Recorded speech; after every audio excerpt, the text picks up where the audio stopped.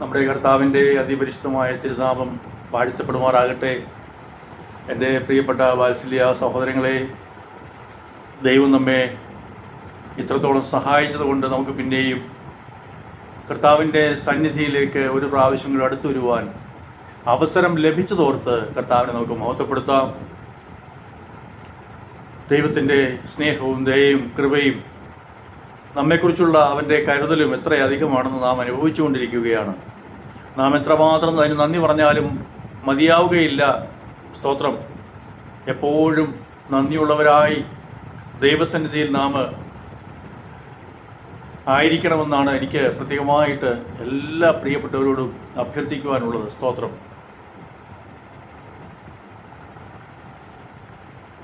നമുക്ക് ദൈവത്തെക്കുറിച്ചും ദൈവത്തിൻ്റെ വചനത്തെക്കുറിച്ചുമൊക്കെ വെറും പരിമിതമായ അറിവ് മാത്രമേ ഉള്ളൂ. നമ്മളെല്ലാവരും എല്ലാം തികഞ്ഞവരാണെന്നും എല്ലാം അറിയാമെന്നുള്ള ഒരു നാട്യത്തിൽ ജീവിക്കുന്നവരാണ്.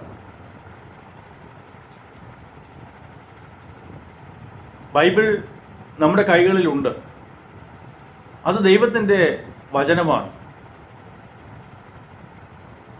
കുറേ വർഷങ്ങളായി ഈ ബൈബിൾ നമ്മുടെ കൈവശം ഉള്ളതുകൊണ്ട് നാം ധരിക്കുന്നത് ഈ ബൈബിളിലെ എല്ലാ കാര്യങ്ങളും അതിൻ്റെ ആത്മീയ മർമ്മങ്ങളും എല്ലാം നാം ഗ്രഹിച്ചു കഴിഞ്ഞു. നമ്മേക്കാൾ അറിവുള്ളവർ വേറെ ആരുമില്ല എന്നൊക്കെയാണ്. സ്തോത്രം. എന്നാൽ ദൈവത്തിൻ്റെ ഏറ്റവും ഇഷ്ടപ്പെട്ട ഭക്തനായിരുന്ന ദാവീദ് പറയുന്നത് 119 സങ്കീർത്തനത്തിൻ്റെ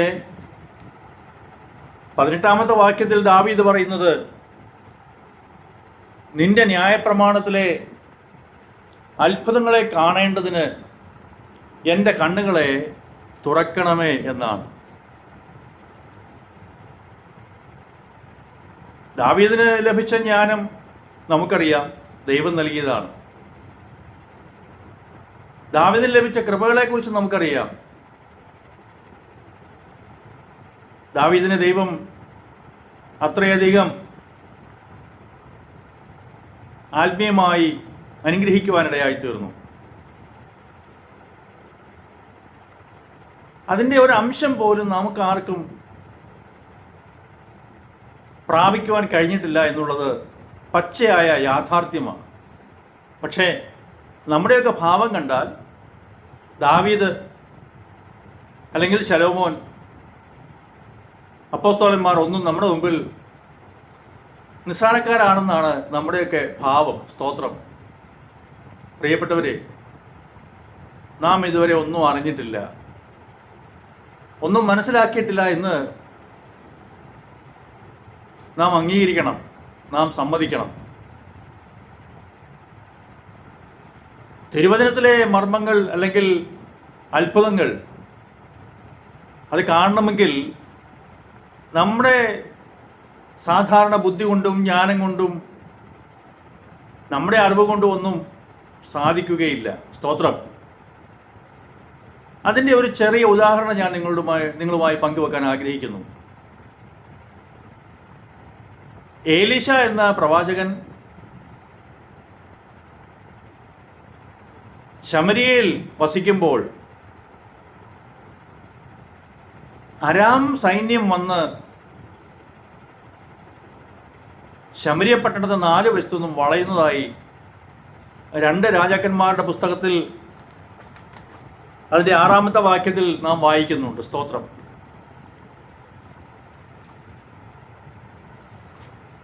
പ്രവാചകന്റെ ശിഷ്യനായിരുന്ന ഗേഹസി പുറത്തിറങ്ങി നോക്കിയപ്പോൾ അരാം സൈന്യം രഥങ്ങളും കുതിരകളും ഒക്കെ ആയി വന്ന് ശമരിയ പട്ടണത്തെ വളഞ്ഞിരിക്കുന്നത് കണ്ട് ഭയപ്പെട്ടു പോയി.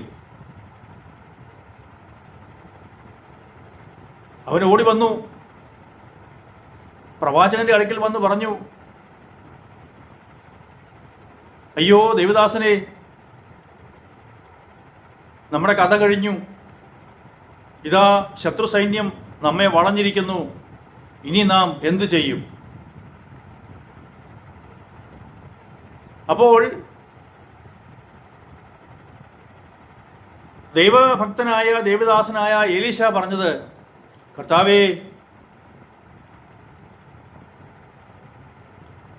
ദൈവത്തിൻ്റെ പ്രവൃത്തികൾ കാണുവാൻ ഇവൻ്റെ കണ്ണുകൾ തുറന്നു കൊടുക്കണം. അങ്ങ് ഇവനെ ഒന്ന് സഹായിക്കണം. ഇവൻ ഇതുവരെ ശത്രുവിൻ്റെ സൈന്യത്തെ കണ്ടാണ് ഭയപ്പെടുന്നത്. എന്നാൽ ശത്രുവിൻ്റെ സൈന്യത്തെക്കാളും വലിയ ശക്തിയുള്ള ദൈവത്തിൻ്റെ സൈന്യം അവരെ വളഞ്ഞിരിക്കുന്നത് കാണുവാൻ തക്കവണ്ണം ഇവൻ്റെ കണ്ണുകളൊന്ന് തുറന്നു കൊടുക്കണം. സ്തോത്രം. എലീശ ദൈവത്തോട് അങ്ങനെ പ്രാർത്ഥിച്ചു കഴിഞ്ഞപ്പോൾ ഗേഹസിക്ക് കാര്യം മനസ്സിലായി.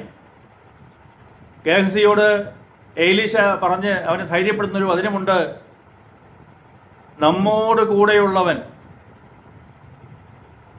നീ കണ്ട പുറത്തുള്ള സൈന്യത്തിലുള്ളവരെക്കാളും വലിയവനാണ്.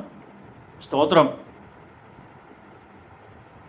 പലപ്പോഴും നമ്മുടെ ജീവിതത്തിലും സംഭവിക്കുന്ന പരാജയം ഇതാണ്. കാണേണ്ടതിനെ കാണാതെ കാണേണ്ടാത്തതിനെ കണ്ട് നാം ഭയപ്പെടുകയാണ്. ശത്രുവിനെ കണ്ട് ഗേഹസി ഭയപ്പെട്ടു പോയി. എന്നാൽ ദൈവഭക്തനായ എലീശ ഭയപ്പെട്ടില്ല.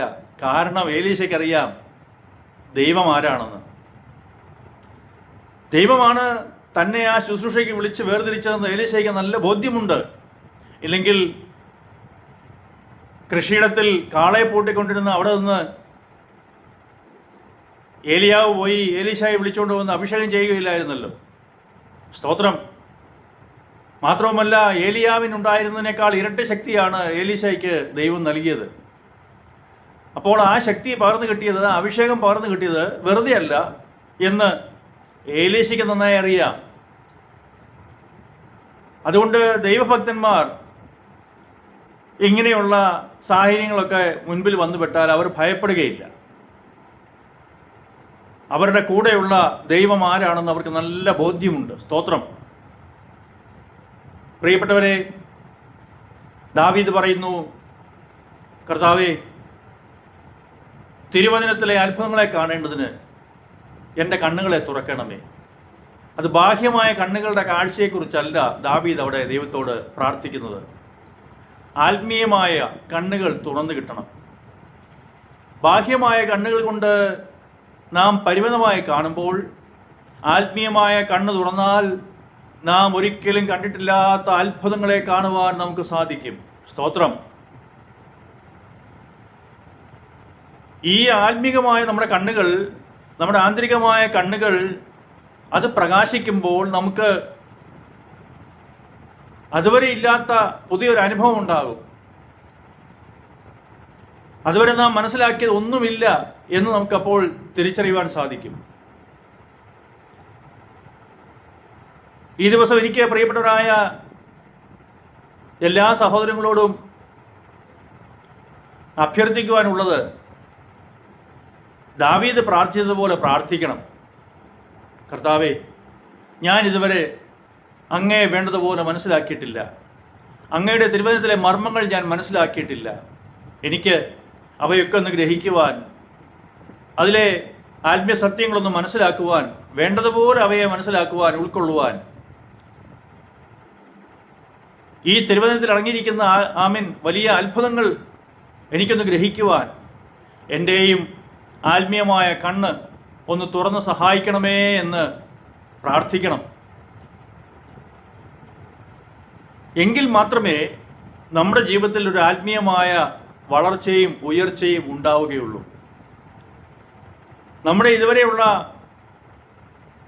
തെറ്റിദ്ധാരണകളും അബദ്ധധാരണകളും എല്ലാം മാറി ചില സത്യങ്ങൾ തിരിച്ചറിയുവാൻ അങ്ങനെ നമുക്ക് ഇടയായിത്തീരും. സ്തോത്രം.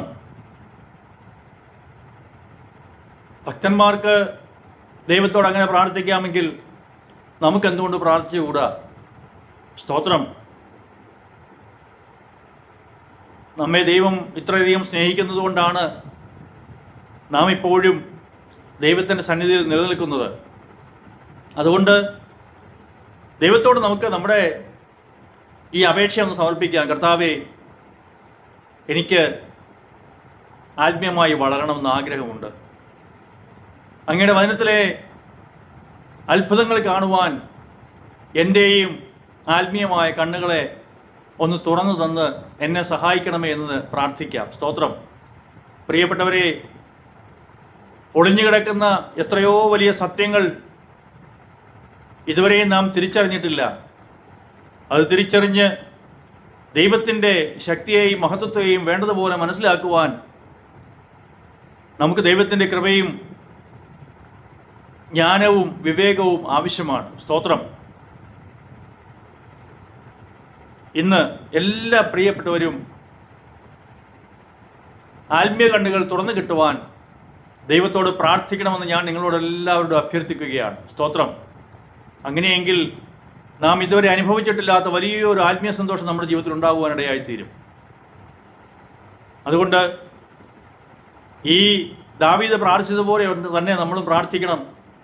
ദൈവമേ, അങ്ങയുടെ തിരുവചനത്തിൽ മറഞ്ഞു കിടക്കുന്ന മർമ്മങ്ങളെ എനിക്കൊന്ന് മനസ്സിലാക്കുവാൻ, ആ അത്ഭുതങ്ങളെ എനിക്കൊന്ന് ദർശിക്കുവാൻ എൻ്റെയും ആത്മീയ കണ്ണുകളെ തുറന്നു തന്ന് സഹായിക്കണമേ എന്ന് പ്രാർത്ഥിക്കാം.